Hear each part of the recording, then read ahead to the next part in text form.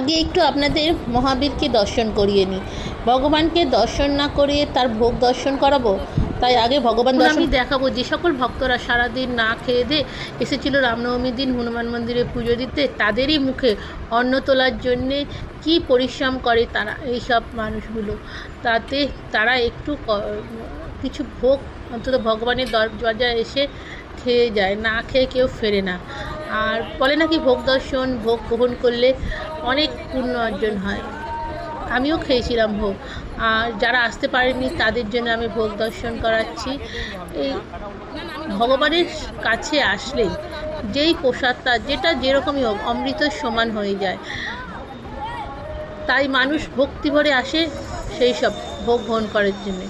আর এরাও দুহাত ভরে সবাইকে, কাউকে বন্ধ করে না। এখানে আবার শরবত, পায়েস সব খাওয়ানো হচ্ছিল, যাতে কেউ না খালি মুখে থাকে, কেউ না খালি মুখে ভগবানের কাছ থেকে ফেরত যায়। আর খুব সুন্দর লাগিল পরিবেশটা, আমার তো খুব ভাল লেগেছে। জয় বজরংবলী, জয় শ্রীরাম। আর আপনারাও আসুন, ঘুরে যান।